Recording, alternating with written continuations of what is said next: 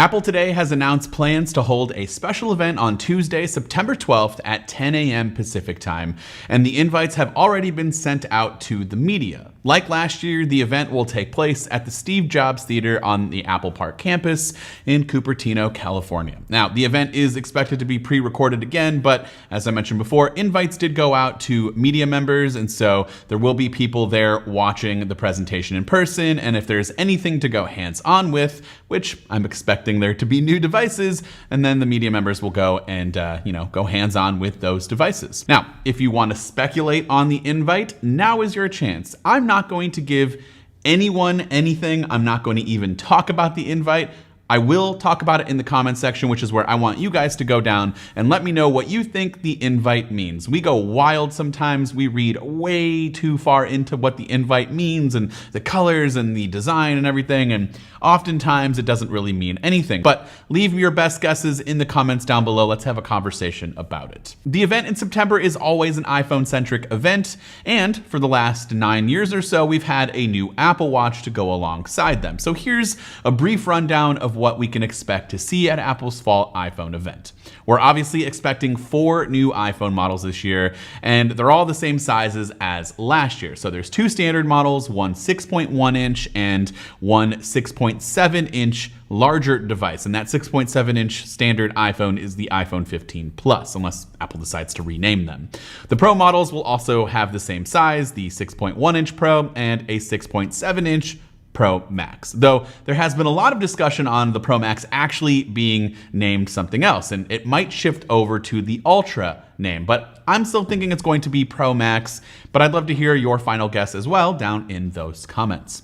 All of the models are expected to now feature the Dynamic Island, which was introduced last year, an updated 5G chip from Qualcomm, and most notably, a switch from Lightning to now a new USB-C port. The iPhone 15 Pro and 15 Pro Max will see additional features and updates that will not be available for the standard iPhone 15 models. We are expecting a minor redesign, and slimmer bezels are expected to happen on the front, and then some slight changes to the curves of the corners and the way it feels in the hand. Plus, the iPhone 15 Pro models are expected to go to titanium from the stainless steel that we've had in the past. We're also expecting the A17 to be Apple's first 3nm chip, and that's going to be in the Pro models, and also rumors suggest that it will have an action button instead of the switch that we have for muting the phone. And so with that action button, obviously you can customize it and change it to be whatever you want, as well as just kind of act as a mute switch. But I'm expecting a few more abilities than what we got on the Apple Watch Ultra. So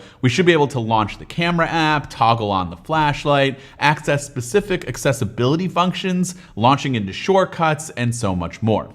While the Pro models will both get camera upgrades, the iPhone 15 Pro Max is expected to gain a periscope zoom lens that will allow for up to 6x optical zoom, or at least 5 to 6x, somewhere around there, which is better than what we have now, because that's currently at 3x. With all of these new features expected to make their way over to the Pro models, we're also expecting a slight price increase. So the iPhone 15 Pro may now start at $10.99 instead of $9.99, and the 15 Pro Max could be priced at $11.99, which, you guessed it, started at $10.99 beforehand. But good news is if you're looking at a standard 15 or 15 Plus, those prices are not expected to change.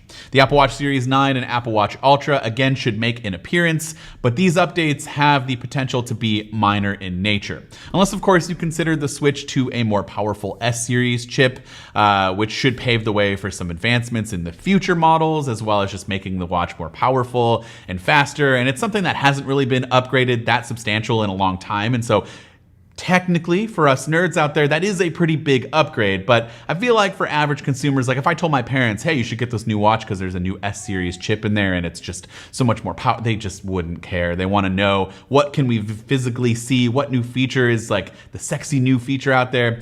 And I just don't think we're going to get something like that, but there could be a new pink color option for the Series 9 and then a darker color option for the Apple Watch Ultra alongside other minor improvements. So those are the things that we are definitely expecting, but we're also expecting to hear release dates for the new operating systems that were announced at WWDC. There could be a new thing here or there, perhaps a upgraded iPad mini maybe, but I just don't know for sure. There's always something that kind of falls through the cracks and gets announced. It's usually a little bit minor in nature. There could be a new Mac, but I think we're expecting the iPads, certainly substantial iPad upgrades to come next year. But there have been rumors circulating around a smaller upgrade to the iPad mini, just to kind of bring it in line hardware-wise, to what we have now with the other iPads. But Apple does plan to stream the fall event live on its website, on YouTube, through the Apple TV app. For those who are not able to watch, Mac Rumors always has you covered. You can go to macrumors.com. You can follow the Mac Rumors Live Twitter account, and you can always just stay locked in right here on this YouTube channel, where I will definitely have coverage